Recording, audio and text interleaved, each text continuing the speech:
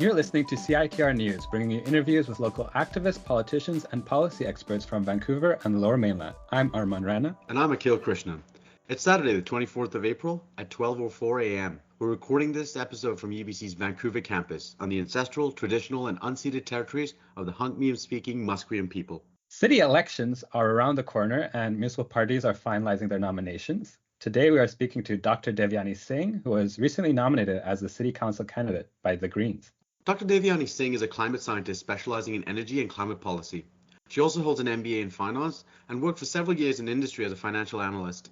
She previously ran in the 2020 provincial election and the 2021 federal election for Vancouver Point Grey and Vancouver Quadra. Thanks so much for taking the time to meet with us today. Yeah, thanks for having me. I'm looking forward to the conversation. Yeah, so to start us off, could you tell us a bit more about yourself and what motivated you to run for office for now the third time? Yeah, well, I'm Devyani Singh, like you said, and I'm a climate scientist. I'm also an economist, and my current position is a postdoctoral economist fellow, where I'm working with the Environmental Defense Fund, looking at how to make natural climate solutions become a part of climate goals and the role they'll play in a 1.5 or a 2-degree pathway. Originally, I am from India. I grew up in a military household, so really didn't belong to any place but, my mountain home in the Himalayas, where we spent our summers. I guess growing up in India in the Himalayan mountains, I think that's really when this love for nature and environment began. And it was even in the 80s, we could see the impacts of climate change, or we called it global warming then. I used to see these beautiful neon birds come to my chestnut trees. I hadn't seen them in a few years. These species were going extinct, and the mountains that I love so much were really bearing the brunt of it. But it's not as simple as, that's when I decided I wanted to be a climate scientist. In India in the 80s and 90s, especially as a woman, there weren't a lot of these opportunities open. And so I decided, my choices were the usual, the doctor, engineer, or become a business person, the way it was. And so I definitely didn't want to be a doctor or an engineer. I'm a different kind of doctor now, but not a medical doctor. So yeah, I decided to do business, and I figured I'd earn tons of money as a child. That's my idea. And then I would open up an ENGO and animal shelter homes. That was my workaround. So, did the usual, a BCom honors in college, and then came to the US to do an MBA in finance, started working in corporate America, and a couple of years in, realized I'd been selling my soul, and I was working against the only thing I ever cared about, which is environment. And so I took a leap of faith. I quit, went back to school to do a second master's in environmental science, and that's when I reconnected with this passion. And so that brought me to UBC for my PhD in forestry. Back in 2012, and I've been here since.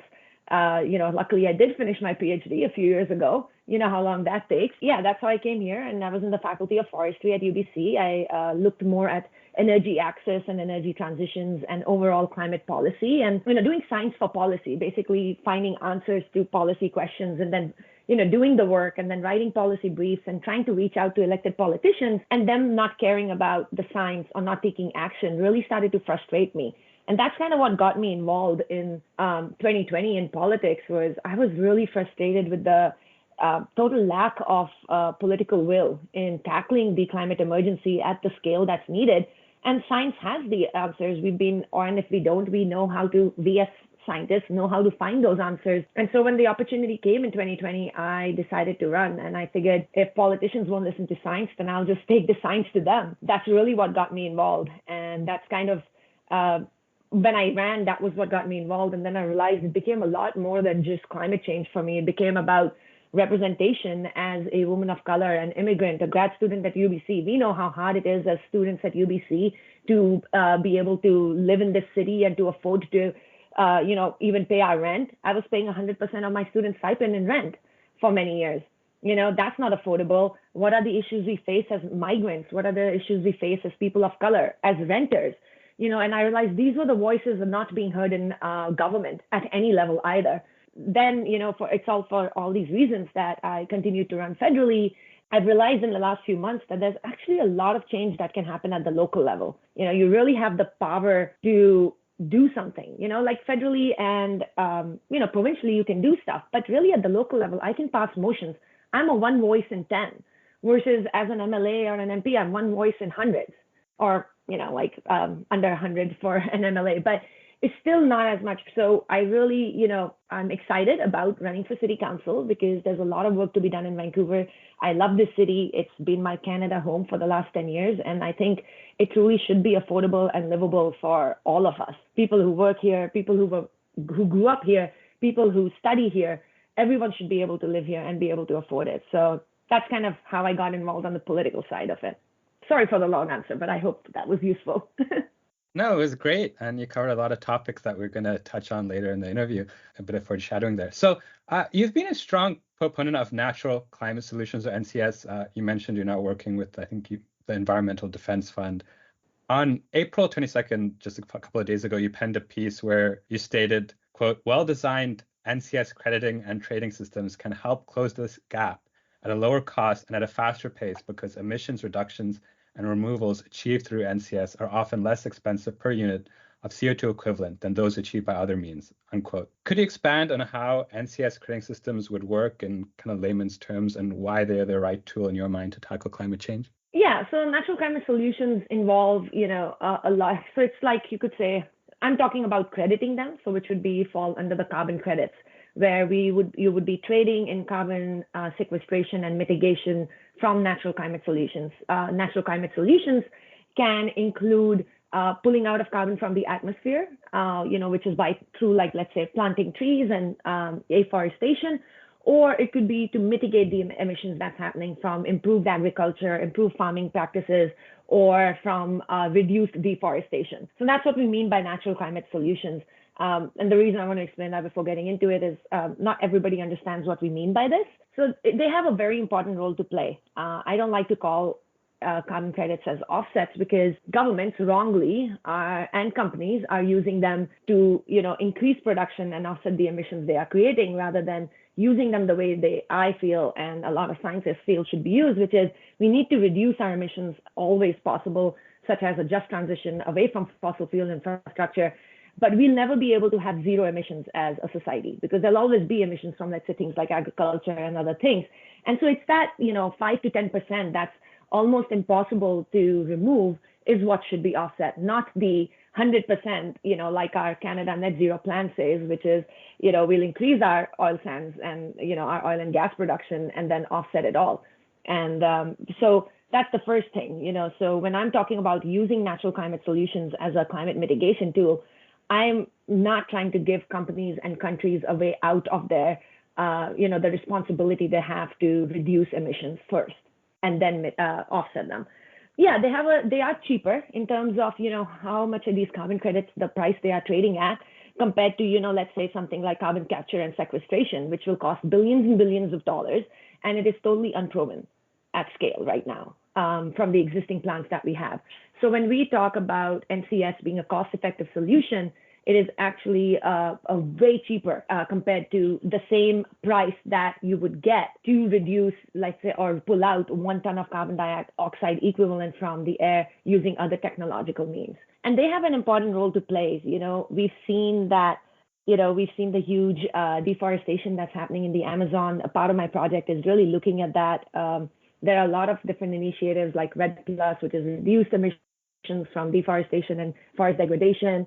And NCS is starting to get scaled up, but it's nowhere near the level we need it to be, which should be trading in billions of dollars. And so the link that you mentioned, I just posted the first.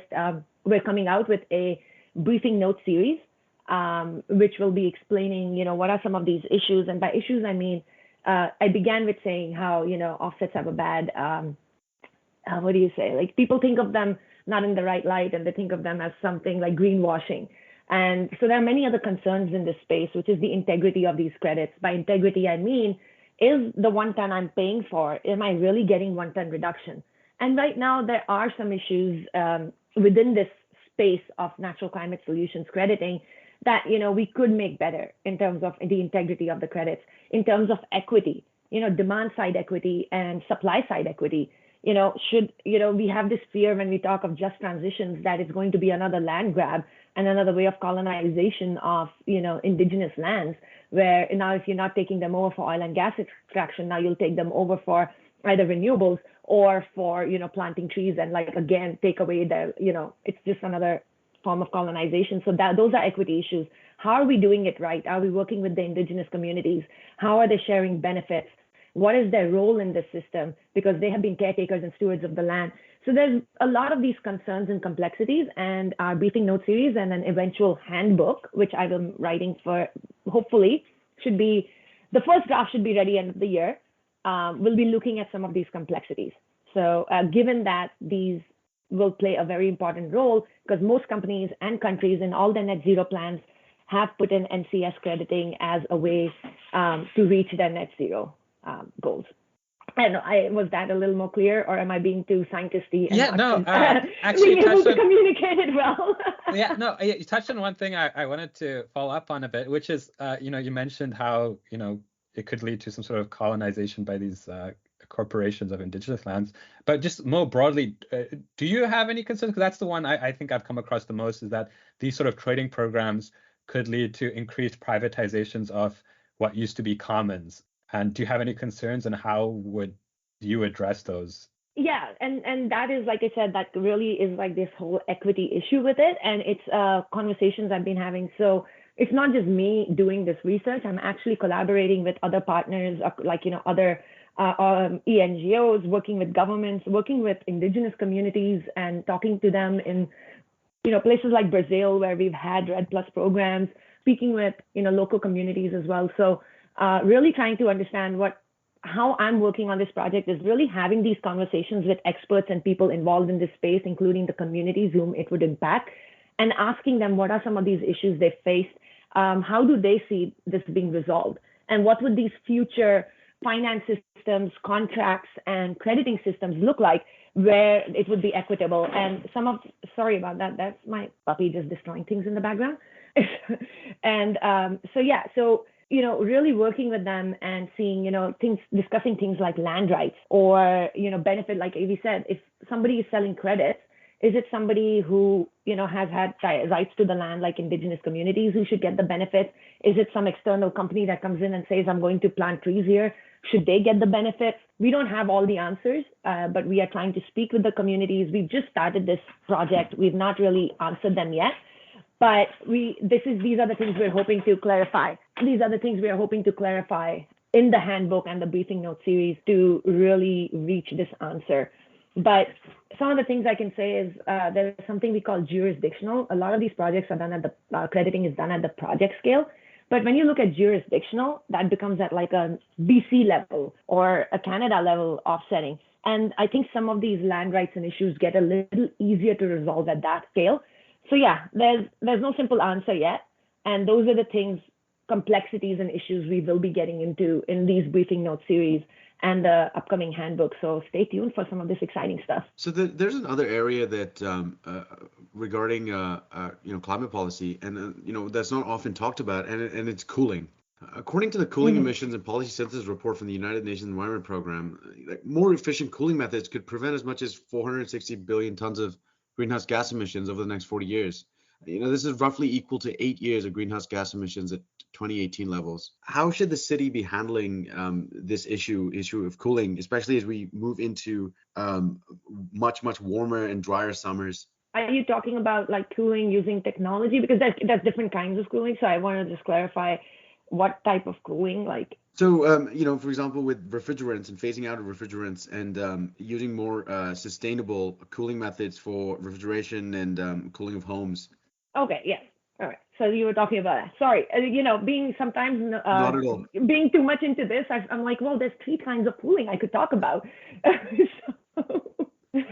Yeah, no, I think one of the easiest things we've been hearing a lot about, in fact, BC Hydro's been advertising about it, or maybe they're just targeting me because I care about these things on the online ads, is one of the best things we should be investing in is heat pumps, which they really have a bad name. We need to rename them into something else because, technically they pump heat. It depends in which direction you want them to pump, inside or outside. So in the winter, they pump heat in the summer, they'll pump heat out. So they cool and they heat your home.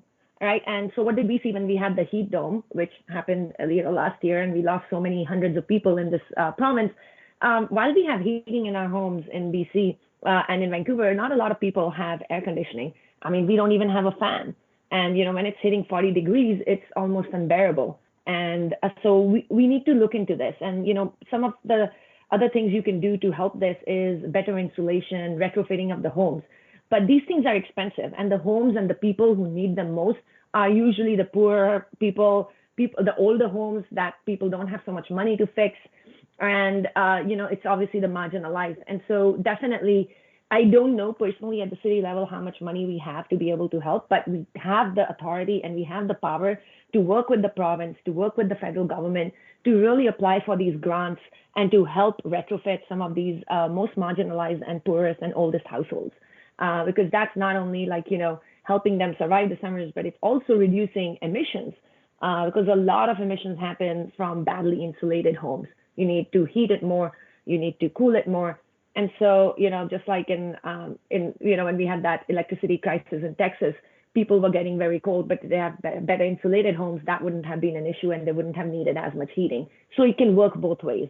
And it would really help, especially I think in BC, if we look at a lot of our Indigenous communities, we need to really do a good job in giving them, in retrofitting homes for them and working with them and working with the governments to get these grants to people. And a lot of these grants are usually targeted as homeowners. I would like to see some of these grants targeted at renters, because there are older rental buildings in this city where a person, a for-profit company managing those rental homes might not care as much.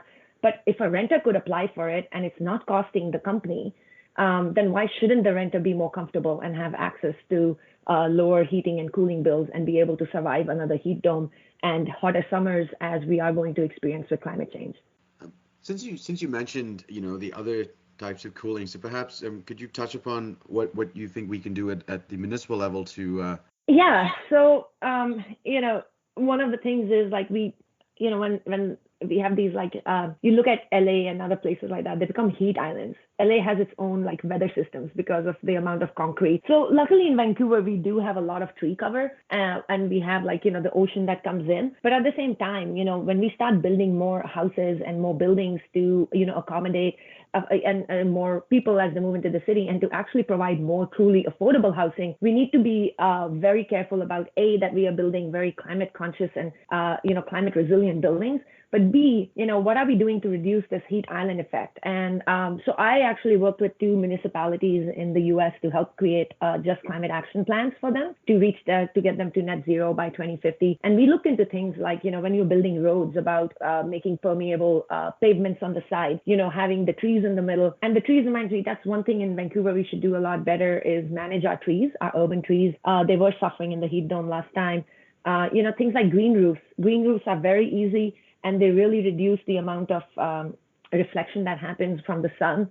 This would help in sequestering and also just providing green spaces and to having I really would like to see not just community gardens, but community food forests, right? Where people can actually go and be able to access, and those trees will not just provide shade, but also food for people who need fresh food, for those who could, who would really have benefit from access to that. So there are quite a lot of things we could be doing and should be doing at the city level, but definitely looking at green roofs, as one of the ways. We do get a lot of our power from hydro, but there are places in the US, there are schools and all who have covered parking lots with solar panels, right? That's another way you can look at reducing the reflecting. We don't have a lot of, luckily, thank God, open parking lots in Vancouver. But, where we have these open spaces, we want to make sure that, we are looking into it as in terms of reducing the reflecting of the sun's energy, but also looking at how it is going to benefit the ecosystem and the people around going. Yeah, so switching topics a bit. So you mentioned earlier, housing, and it's probably the most pressing issue for most people when they think about especially local elections in Vancouver. BC Housing Minister David Eby has proposed enforced minimum amounts of housing approvals based on population growth for municipalities. What is your perspective on this, and how should we be tackling this crisis? Yeah, so housing, like you said, housing and affordability, they go hand in hand, and it's very important. As I mentioned earlier, somebody who's been at UBC and lived in the city of Vancouver, where I was in the first few years of my PhD paying almost 100% of my rent in my stipend in rent, that is not affordable, right? If I'm paying everything I earn in rent, what does that leave for my other bills or food? Unless you've eaten cereal for breakfast, lunch, and dinner for a week, you don't know what affordability means. And so, there's you'll see a lot of political parties saying, oh, let's build more houses, because basic economics says, well, increase supply, and if the demand's the same, then the prices should fall. But, that's not all. Prices would fall, but they usually fall for the median income or above. But what about the poorest in our society, the people, the 50% that fall below the median? And so we can build more houses, but we need to make sure that we are looking at them building more houses that are truly affordable. And for me personally, affordability, and for the Greens, the way the Greens define affordability is 30% of a person's income. And right now, the way affordability is defined in Vancouver and in other places is to look at, below market housing, or you're looking at median income and what's affordable for that. But like I said, you're leaving half of society out, and it's not truly affordable. So we do need to increase our supply, but we need to make sure we are increasing our supply for affordability, redefining affordability, and really making it accessible for people. And, when we are doing this and building more apartments, we shouldn't be tearing down the older buildings, right? So there's some older, just in my neighborhood where I live in Kitsilano, there's some older rental buildings which are actually I wouldn't say truly affordable for everyone, but more affordable than the newer buildings. But when you look at some of the initiatives, people want to break these older buildings down and rebuild them. But if you do that, what's the guarantee that the people living there right now with their rent locked in and let's say $1,000 or $1,200 dollars a month will get that same rate in the new building that's built? So how about building new buildings and instead retrofitting and spending money in making sure these buildings are climate resilient, but building new ones somewhere else. So that's what I mean is you can't just increase supply. You have to see where to increase supply. And are we truly increasing supply that's affordable, or is it just bringing down the average rental price for median income and the rich? Because that's what happens when you build more housing. It's not often more affordable housing that's being built. Rents fall for a lot of people who can, like I said, for the median income or above. And so we really need to look at this. Switching topics a little bit, Mm-hmm. I worked in a recreational cannabis store, and during my time there, a lot of people would come in who were using illicit drugs, and were in rehabilitation programs, and used the marijuana as a way to alleviate some of the symptoms of withdrawal that they were experiencing.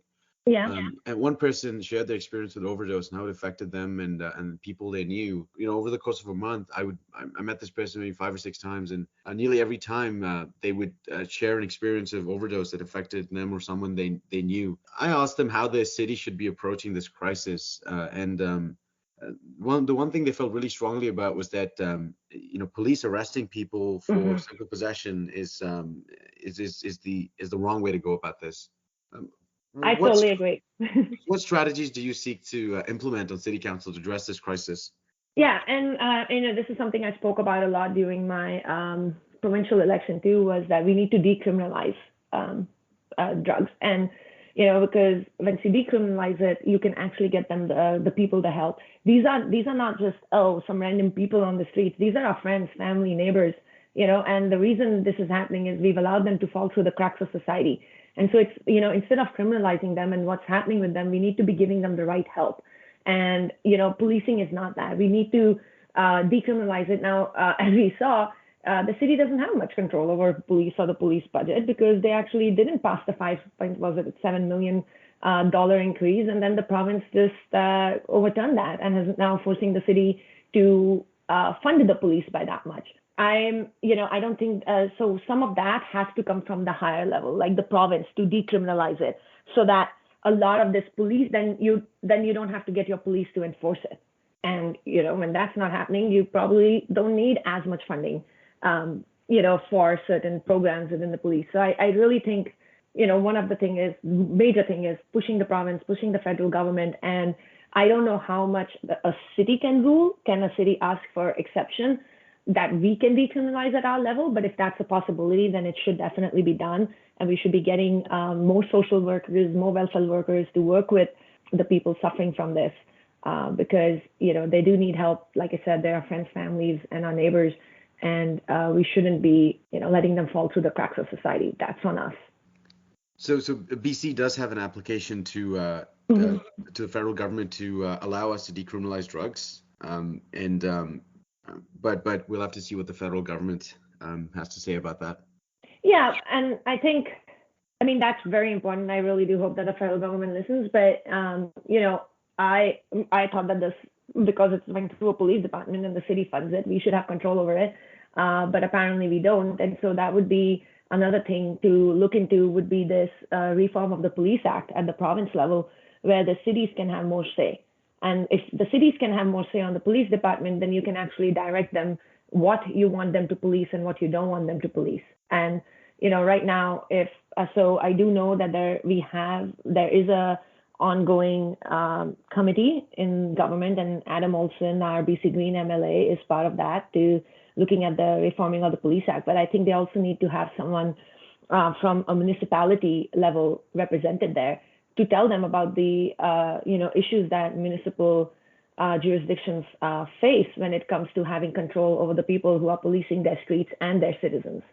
Let's pivot again onto our final question. Vancouver has an at-large voting system for city councillors. This means that the 10 councillors represent the whole of Vancouver. Charlie Smith, the editor of the Georgia Straight, has often argued that this system discriminates against minorities and those with non-European surnames. What are your thoughts on the system, and how are you navigating this as a candidate? Frankly, I think the at-large system is a lot better than our first-past-the-post system that we have for the province and what we have for our federal government, because then I feel first-past-the-post system is usually actually more discriminatory towards people. But I know there's a lot of people saying that we should have wards back in Vancouver, and I know there are certain parties that have been pushing for wards.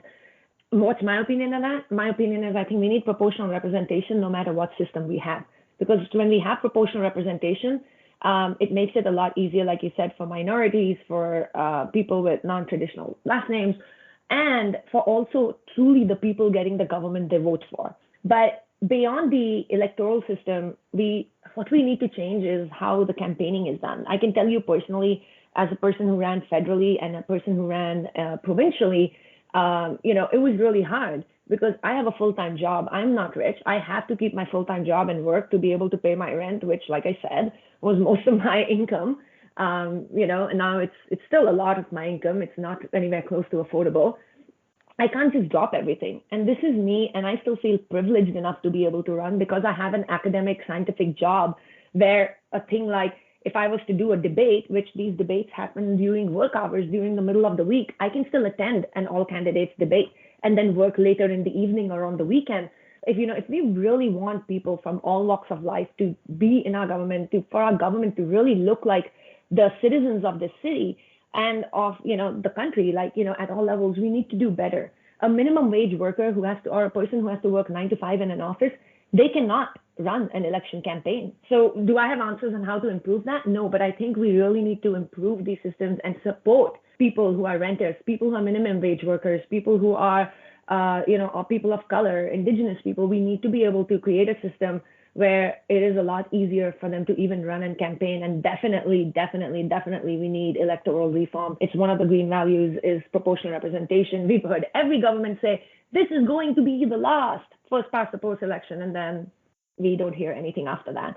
So I really think, we need to do that. But having councillors at large rather than first-past-the-post, I feel is a little easier and more equitable because I don't have to be someone's top choice. I need to be one of their top choices, right? So even if I have a different last name and I am a person of color, but I think it also comes down to a lot of education and, work around racism in our communities. And, it's not a us versus them. We all live in this planet, we all live in this city, and we all care about it. There's a lot of things that need to be done, and we are nowhere close to it being easy for a non-traditional sounding name or a looking person to run in politics at any level of government right now. Yeah, I just wanted to follow up on that. So what, from your perspective, what would you attribute, you can see at the MLA level, at the federal level, there are a lot more, visible minorities, but at the city council level, it's basically all white.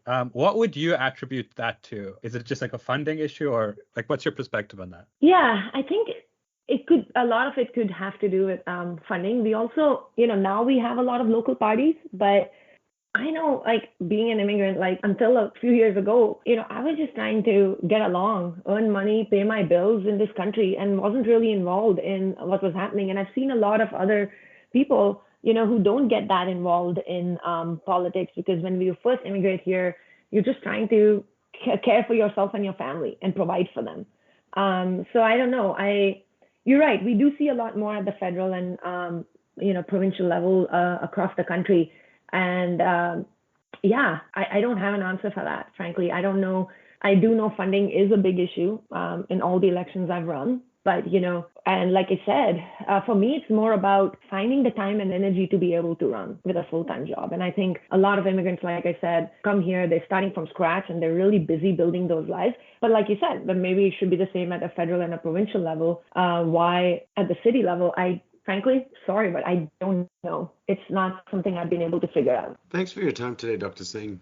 Is there anything else about the Vancouver Greens you would like to highlight before we drop? Yeah, I can always say, I run Green because they're the people who most closely represent my values, and I know a lot of people think adversely about the Greens for certain issues. From what I have seen, they've thought through each of the motions and how they vote on it very thoroughly. Like I said, I've seen a lot of back on certain councillors that they didn't vote for every housing plan, and like I said, not all housing that's being built means it's affordable. And so, if you truly need to look at the motion and what it means. You just can't build more houses and, build more for-profit houses. They need to be affordable for everyone. We need to redefine affordability. There's a lot of misinformation, we all know, out there on social media. So I would suggest people do their own research. And, I have seen the Green councillors, the Green Parks Board,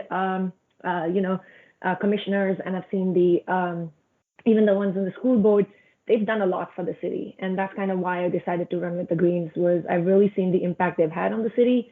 They've done good work. They're very committed. In fact, in my meetings with Mike, Pete, and Adrian, and over the past few weeks, ever since I became a candidate, I have just been amazed at the dedication and the sheer love and compassion they have for the people of the city and how truly committed they are in the work they do. So I really hope when people get out to vote, in October, you go through people's platforms, you look at the work they've done, and in the end, choose the top 10 people who you truly think will work for you. Forget about what party. I would, don't think this person's a Green or this person's a One City or this person's a COPE. Look at the person. I always said that in the provincial and federal election too. I said, vote for the person because that's your representative.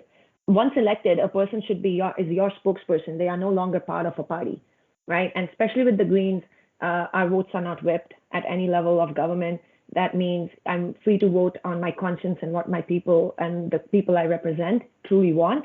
And so, listen to everybody out there. Listen to what they're saying. Look at how genuine they are and vote for the individual.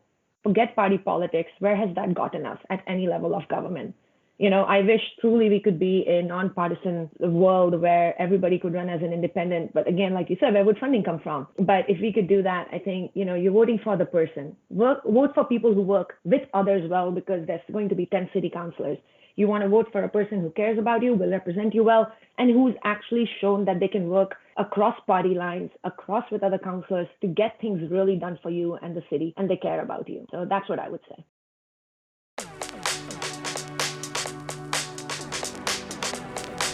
This episode was edited by myself, Akhil Krishnan, and my co-host, Arman Raina. The music in this piece is by Sarah Pratt. You can find her on SoundCloud at the handle Leisure Noise. The link is in the description. Please subscribe to our podcast for future episodes, and thank you for listening.